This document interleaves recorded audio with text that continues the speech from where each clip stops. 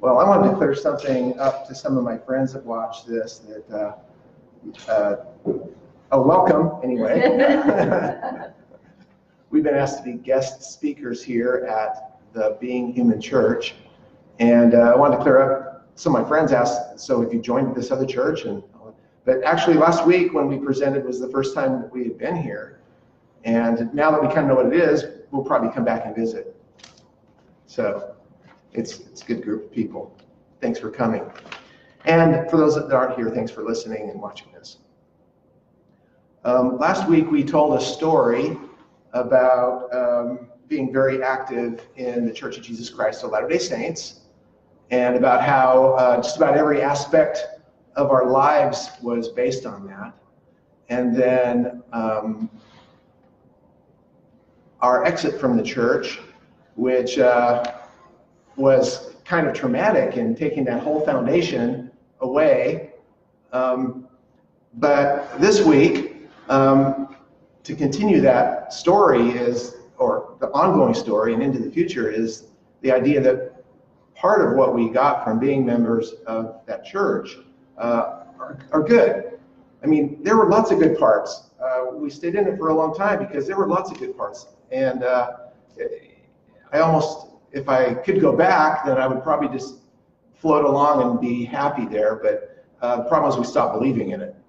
That was a little chink in the whole situation. So, but there are good parts, and today we want to talk about some of those good parts of that we got from our Mormon experience. I'm going to ask Judy a few questions. She's agreed to be interviewed here by me, and I'm going to ask her a few questions about some of that. We love the movie Napoleon Dynamite just because of the craziness of it. And there's a quote from that. He's talking to his friend Pedro, who just kind of stole his date to the prom. And now Napoleon Dynamite says to him, well, now no one's going to go to the prom with me. I don't have any good skills. You know, like nunchuck skills or bow hunting skills or computer hacking skills. Girls only like guys who have great skills. And so, first, Judy, what are some of the skills that you acquired when you were in the church from being? I did not learn how to use nunchucks. Okay. Or bow hunting, but no, actually, being in the church, they have a great program of training people by doing how to be teachers and leaders and organizers, and they do a lot of public speaking within the congregation. So from the time you're a child, you learn about getting up in front of people and talking, and you get the opportunity all your life. So I really value the things that I learned in those experiences. I learned by being in charge of events, how to work with people, how to delegate, how to communicate with people, what you do and don't do when you're working with a group of people. I learned how to be organized. Like I said, talking with people, talking in front of a group of people. Obviously, this doesn't bother me at all because we did it so often. And actually, I went back to college as an adult, and I went into nursing school. And all those things that I had been doing all my life actually helped me in nursing school. It helped me to, like public speaking was a class everyone just dreaded taking public speaking because they had to present things in front of people. It was like, that's nothing, you know. It's not a big deal. Just imagine everyone is in their underwear, you know. And then you just relax. Not really, no. Anyway, that was one of those common things. You know, just, you know, relax. Another skill that I got from being in the church was learning how to lead music. Now, I know that's not a skill that I use now, but I used it a lot. I know how to lead music, basically, maybe even basic plus. You know, I'm not a musician, but we had a lot of opportunity to learn about how to sing in groups and harmonies, and music is a huge part of the church and part of their worship services, and the Mormon Tabernacle Choir is a big, part of the church. So anyway, those are some of the skills. Those are the ones I can think of. Okay, what about some, I know that the purpose of this group is, the Being Human Church, is to find ways to be better people. And what are some of the attributes that, positive attributes that you got from being a Mormon? Probably all the positive attributes I have, because that's the only frame I had, was the church. So I feel like I have learned how to be more patient with not everyone seeing things the same way, because within all churches, not everyone sees things the same way, and your family members might go different directions. You have to navigate how to still be loving, and I learned that through my experience in the church. Compassion, doing a lot of service. We did so much service within our congregation and even outside of our congregation in the community, that it helped me kind of push past some discomfort I might have serving a certain population. When you say service, what kind of service are you talking about? Well, in the church, we did a lot of service for each other. We had assignments to do certain things for each other. And then we did service like hurricane relief service and paint your heart out here in town. And I felt like teaching and leading was service too.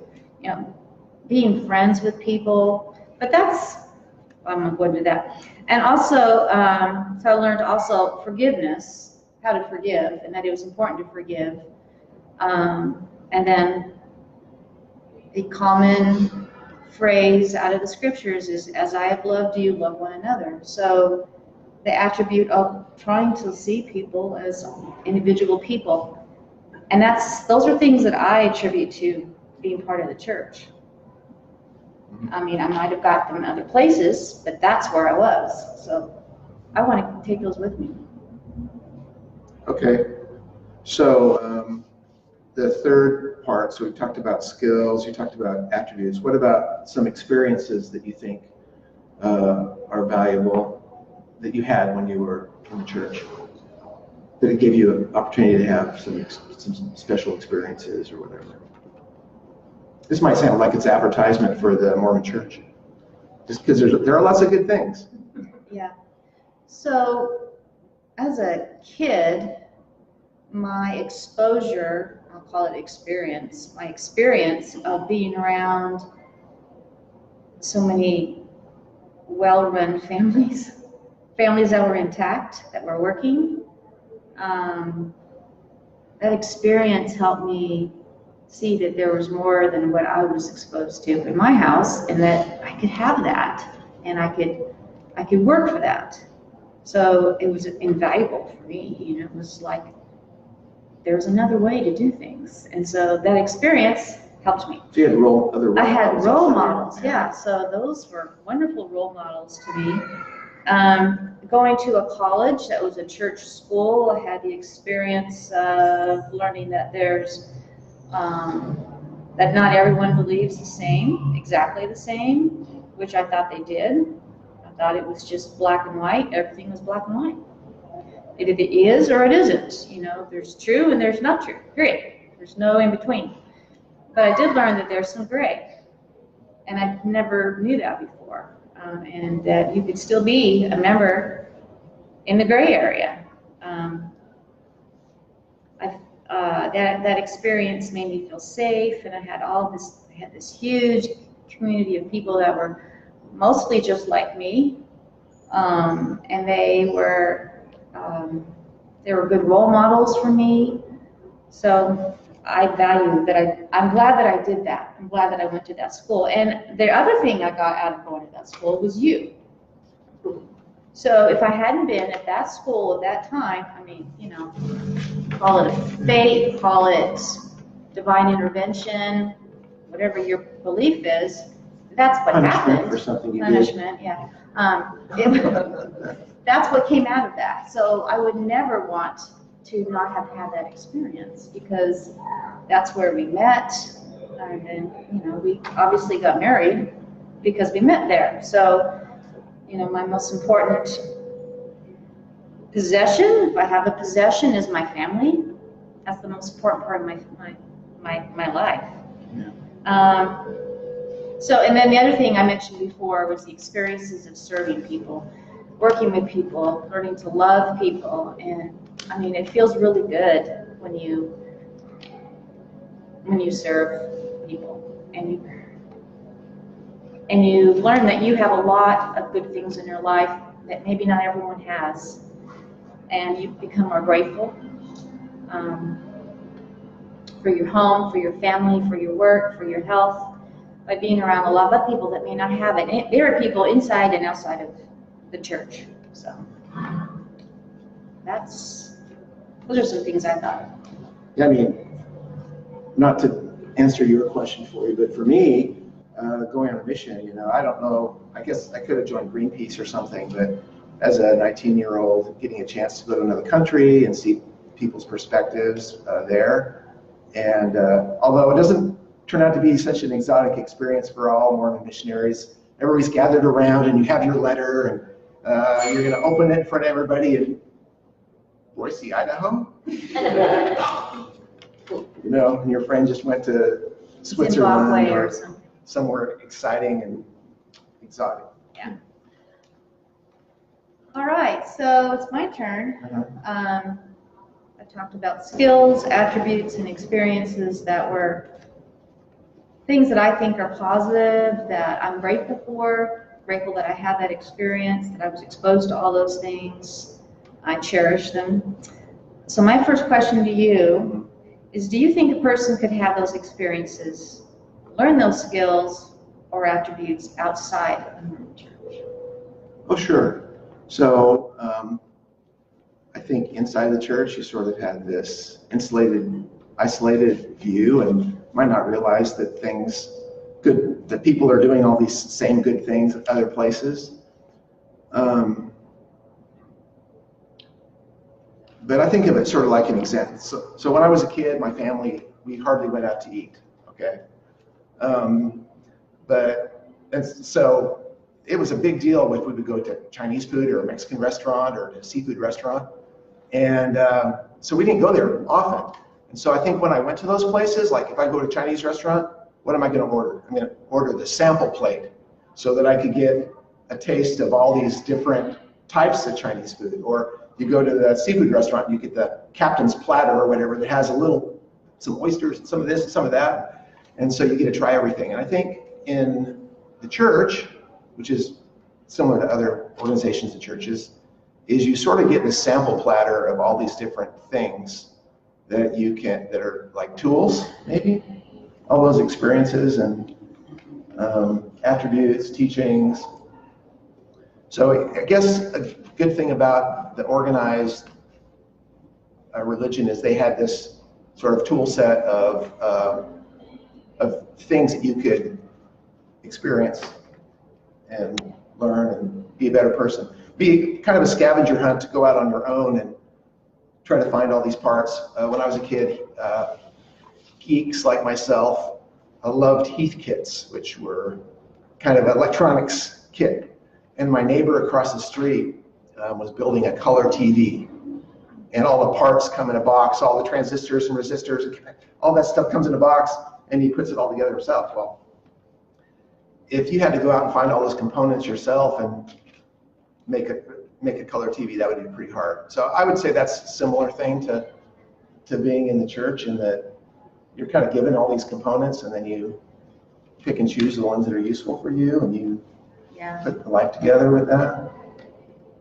Does that answer your question? Yeah, it's kind of like, would we have done all those good things if we hadn't had that box of tools right there available for us? Who knows? I mean, might have, but it was kind of a convenient way to sample a lot of good things, I guess. You ready for your next question? Sure. All right.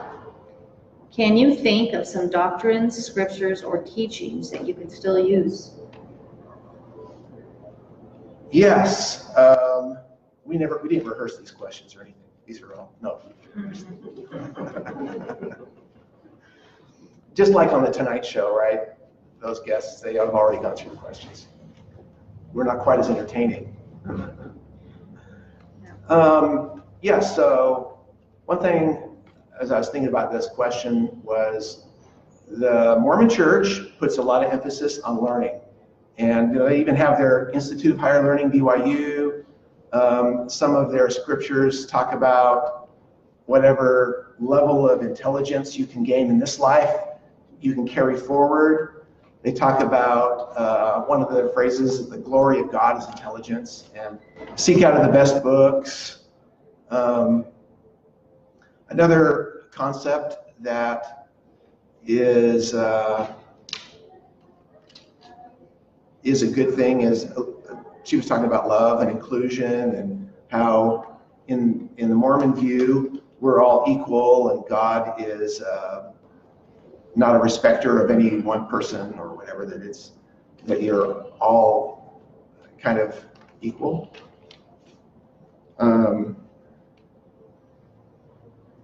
Another teaching is that we all have something. In the Mormon Church, they would describe it as the Holy Ghost, but a spirit, a voice, an inner voice that can tell you and guide you, what's right and wrong and what you can, what you should do. And I don't think that's a bad thing, unless I call somebody crazy if they have voices in their head or whatever. But that we have some sort of that we have some capability inside us that will help us get through the maze of life. But it's interesting that even with all these things that are useful, useful is an interesting term, you can kind of cherry pick the useful parts. There was a church leader who said, not all truth is useful. That was Boyd K. Packer. And, you could look at that when you find Mormon history that's not useful, you just kind of chuck that out this way. It doesn't help you be more faithful if you know this or know that. And so there's kind of these paradoxes in the church too, because that first thing, we're supposed to seek knowledge and learn out of books, but be careful where you go for your information. BYU professors are kind of vetted and controlled to what they teach. And in the church, we're discouraged from looking at things that might not be faith promoting. And so on one hand, you're encouraged to gain knowledge. On the other hand, you're supposed to be careful what type of knowledge you gain. And so that's kind of a paradox.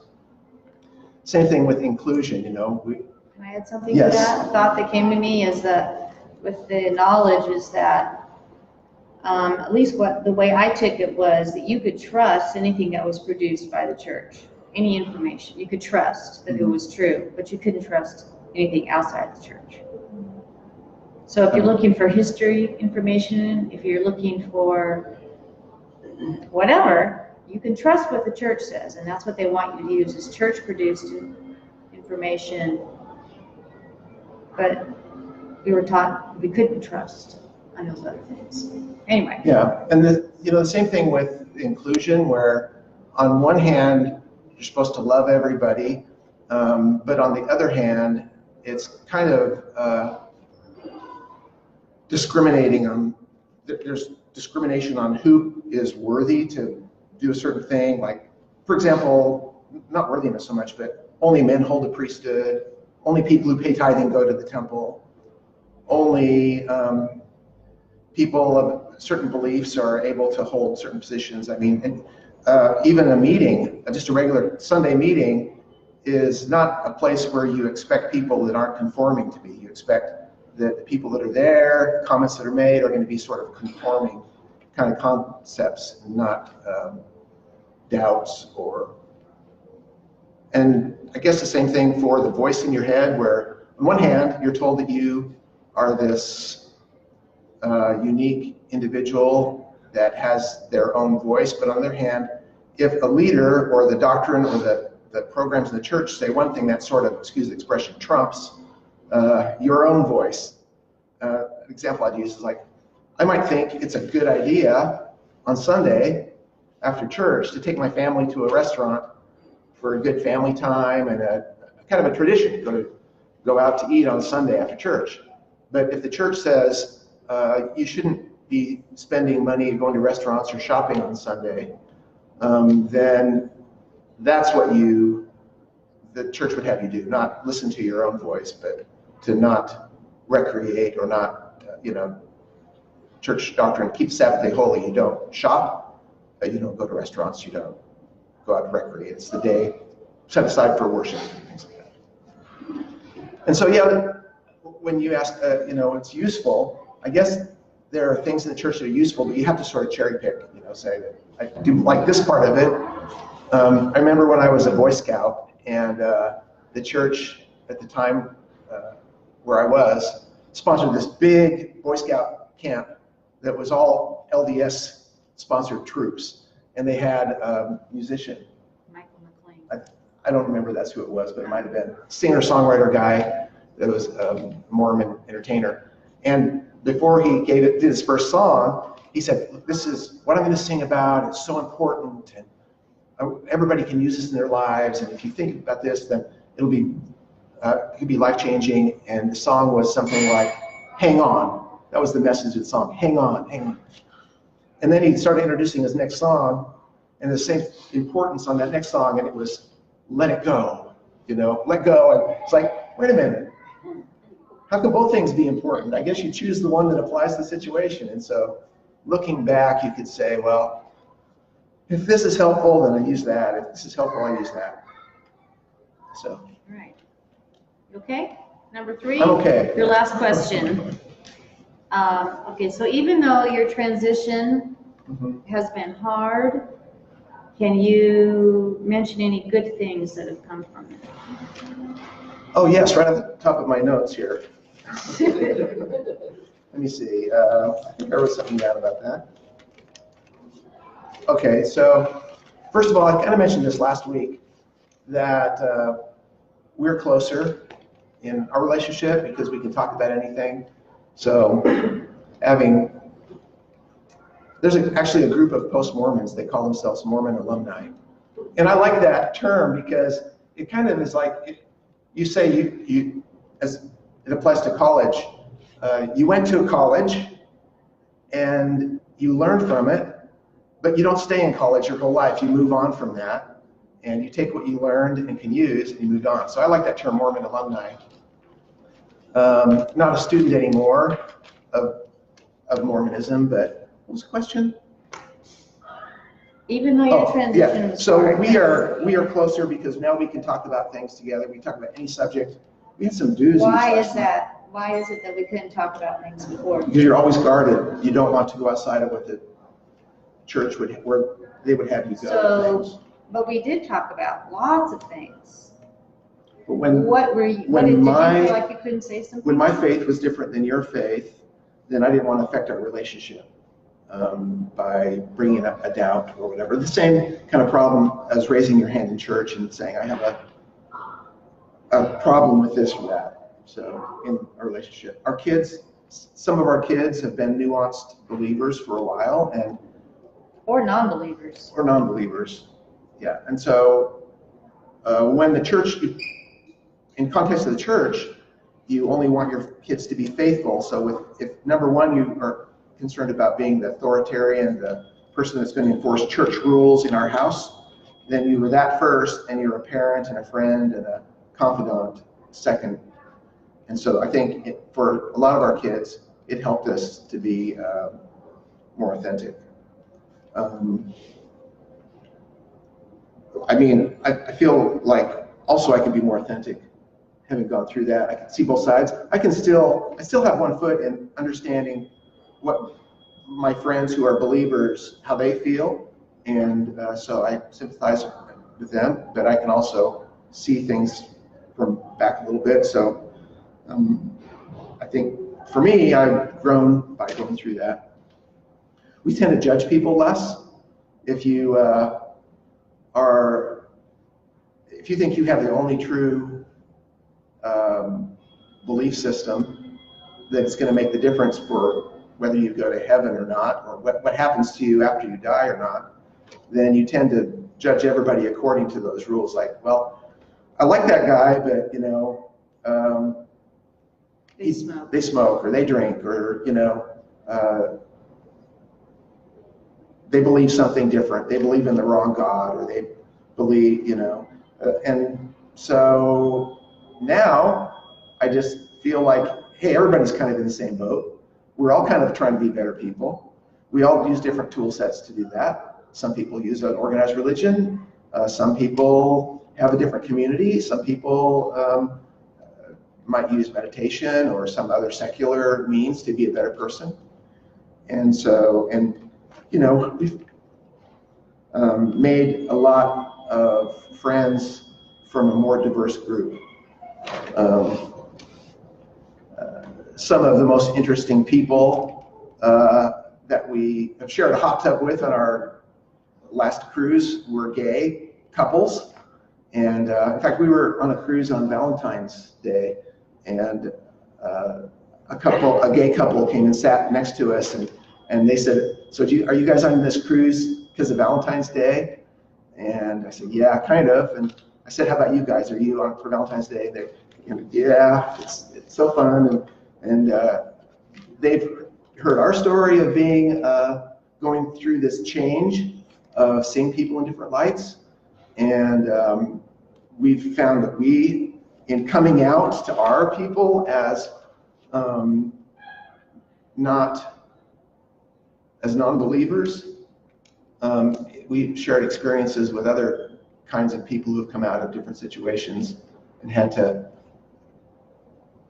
come to grips with being more authentic in whatever their situation was. So anyway, that's kind of a long answer to that, but yeah, so the transition has been good.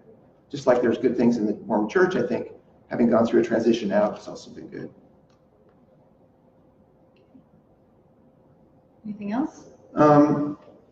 I just wanted to share something that happened yesterday with my dad. So about 3 years ago, well, has it been 10 years? My mom passed away 10 years ago. My dad's health has been declining. About 3 years ago, he lived in Idaho and couldn't take care of himself very well anymore. Of his kids, I was the best place for him to come. And when he moved here, we were believing and conforming Mormons. And so him, as a very true believing Mormon, moved into our house. And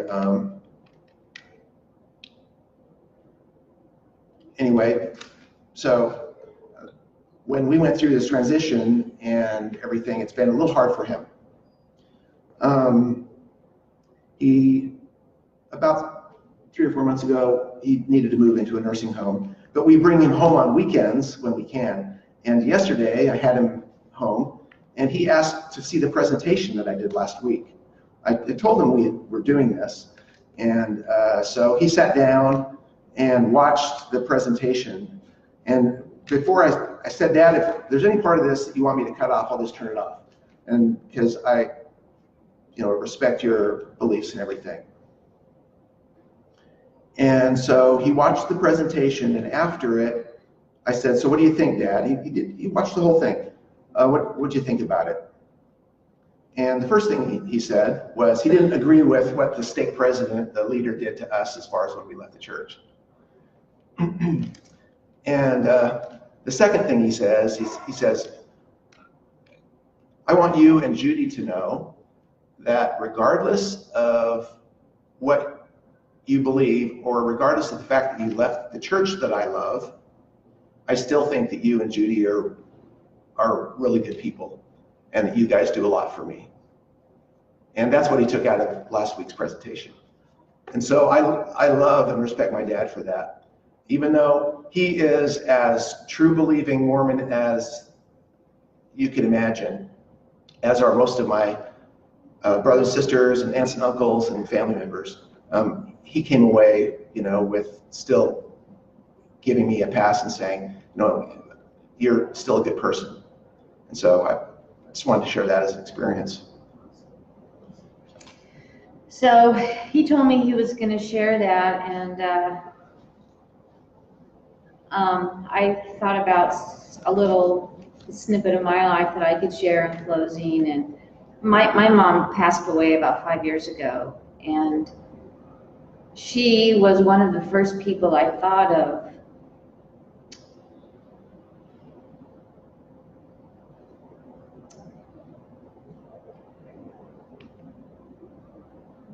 when everything fell apart, because she would be devastated, just completely devastated. So there's a part of me that would hope she'd understand on some level, because she had life outside of the church and she had life inside the church. And so she experienced it all.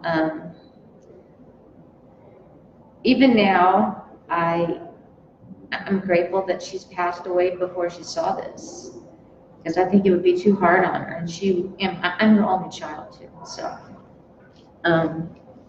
she and I were together, just the two of us, at least half of my growing up years, and the other half was with different stepfathers. So she was a great example to me of lots of things.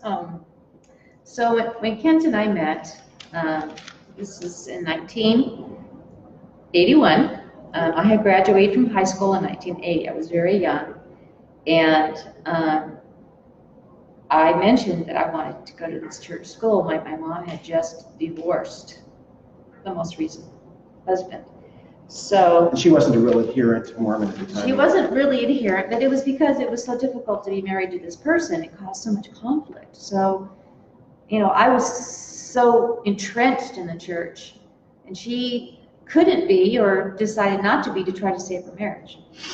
But I mentioned that I wanted to go to this school, and so I didn't know this until later, that my mom worked 3 jobs to pay for my college, to go there. She paid, we met the first year I was there, so she paid for my first and second year of college there, working 3 jobs. And she never told me that. And she didn't want me to work. She wanted me just to go to school, have fun, meet people, date, because I hadn't dated any Mormon people. So she sacrificed a lot for me. And then when we got engaged, my mom, we were going to go to the temple to get married. I think we explained last week that not every Mormon can go to the temple. They have to have a recommend, which is, it's just something you show at the door. You've been approved to go, and your leaders interview you and make sure you're keeping the commandments and some of the guidelines of the church, like paying tithing. It's a really big deal. And so my mom decided that she had not been to the temple yet, okay? She'd never been. She decided to get her life in order, as she puts it, so she could be at the temple, so she could be there at my wedding. So she changed her whole life to be there for me. Her family, her father and mother and siblings, they couldn't go in. I mean, none of our extended family could go in. It was just her and me and his family. But she changed her life so dramatically, and the church helped her do that. The church helped her leave. You don't go into that. She left a bad life and made herself a good life, and she went on church missions. Most of her retirement was spent serving people in other countries with my stepfather now. They both were very adherent Mormons, and they at their own time, their own effort, their own money, went and on these church assignments, and they met people throughout the world. It was humanitarian services. They were humanitarian missionaries, right? They weren't proselyting because they were in Islamic countries, so they can't proselytize. But she loved it. They both loved it. And they're so warm and loving, and she taught me through that example, and even just from her own normal life, about the goodness in all people. So I want to take that with me, you know, that she was open. Her best friend wasn't a member of the church, her best friend. And I never had any friends outside of the church. I wouldn't allow that. I couldn't relate to them. They didn't do anything wrong to me. I just didn't feel like I had anything in common with them. So I couldn't relate to them, you know. So the church helped her change a bad life to a better and life. so I'm grateful for that. I'm grateful that the church was there for her. And of course, it made my life more pleasant too, moving forward into adulthood, because you know, we shared a lot of experiences in the temple and doing different sacred things, and just having that common. So the crux of that is, I'm grateful. I'm really grateful that I had all that, and that she had that. And I wouldn't change it for anything. So are you ready to end on that? I'm ready to end. Okay. Right. So yeah, we can do question and answers. You can stop the video whenever you want, but